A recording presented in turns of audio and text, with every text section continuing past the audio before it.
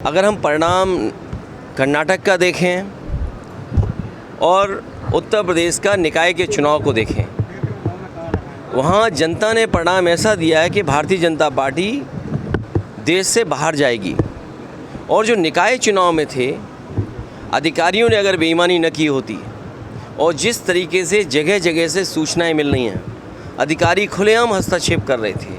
Voter list से लेकर के सरकारी कर्मचारियों का व्यवहार और सरकार का दबाव ये बता रहा है कि आने वाले समय में भारतीय जनता पार्टी न केवल जहां कर्नाटक से साफ़ हुई है, उत्तर प्रदेश या अन्य राज्यों से भी भारतीय जनता पार्टी का सफाया होगा।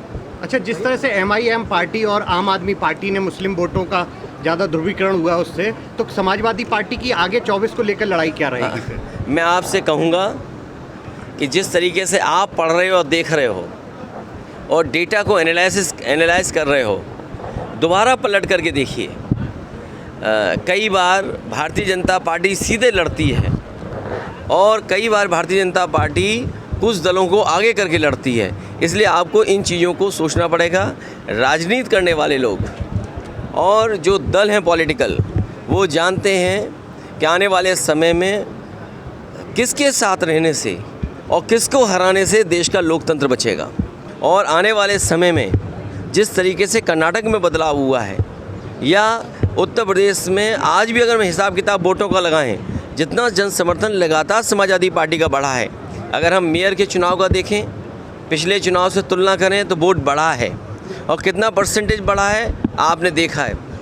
उसी तरह नगर पालिका में परसेंटेज बढ़ी है वोटों की, टाउन एरिया में परसेंटेज वोट बढ़ी है। तो अगर हम शहरों में बढ़ रहे हैं और गाँव में जो हमारी पार्टी का बेस पहले से इंटैक्ट है, तो भारतीय जनता पार्टी बेईमानी नहीं करेगी, तो सफाया होगा। जिस तरह से मोदी सरकार के 9 वर्ष पूरे हो रहे हैं, उसके उपलक्ष्य में पूरे देश प्रदेश में कार्यक्रम करने जा रही, जनसभाएं करके लोगों को नीतियां बताई जा रही। देखिए, 9 वर्ष में 9 महीने में ये वो संख्या है जिससे कुछ बदलाव दिखता है।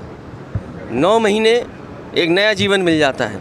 ये 9 वर्ष की उपलब्धि बता रहे हैं। इनसे बताओ कि जो बुनियादी सवाल थे वो वही कि वही है कि नहीं है। महंगाई चरम सीमा पर है, क्या बेरोजगारी चरम सीमा पर नहीं है? और फिर अधिकारियों का कितना पॉलिटिसाइज करोगे आप? जो पार्टी अपने आप को ये कहती थी कि हम अधिकारियों को पॉलिटिसाइज नहीं करते, अधिकारी बड़ी संख्या में भारतीय जनता पार्टी के कार्यकर्ता बनकर के काम कर रहे हैं। तो क्या लग रहा है कि जनता की समस्याओं को लेकर खड़े उतर पाए सरकार? देखिए, आपको याद होगा धुएं के लिए सुप्रीम कोर्ट को हस्तक्षेप करना पड़ा और इस देश के वो प्रधानमंत्री हैं या वो बीजेपी है जिसने सबसे ज़्यादा झाड़ू उठाया। और आज हम डीजल पेट्रोल जो ख़रीदते हैं उसमें सब में स्वच्छ भारत के लिए अब सेस लगता है। अगर डीजल पेट्रोल से पैसा इकट्ठा किया जा रहा है, नमामि गंगा में पैसा दिया जा रहा है, तो ये सवाल वही का वही खड़ा है कि कूड़े का निस्तारण इनकी सरकार में ठीक होगा कि नहीं होगा, नालियाँ साफ़ होंगी कि नहीं होंगी। तो शहरी समस्या अलग हैं, हमारे किसान की समस्या अलग है। किसान की कोई गेहूँ खरीद नहीं हुई, जैसी की जो महंगाई थी वैसी दिख रही है, जो तकलीफ़ है वैसी दिख रही है। तो क्या बदला है 9 साल में? तो 24 को लेकर अब क्या तैयारियां पार्टी करने जा रही है? चूँकि राष्ट्रीय लेवल पर सब अब एक होने की तैयारी जो हो रही है, तैयारी ये करनी है कि आपके चैनलों से बचा जाए और आपके प्रचार से बचा जाए। जिस तरह से बीजेपी पूरे प्रदेश में जहाँ सीटें हारी उसको लेकर समीक्षा कर रही है और वहाँ के सांसद विधायक उसमें रिपोर्ट कार्ड मांग रही है कि हारी। उन्हें समीक्षा इस बात की करनी चाहिए थी कि उन्होंने कितने अधिकारियों से बेईमानी कराई। सहारनपुर में एक अधिकारी ने निष्पक्ष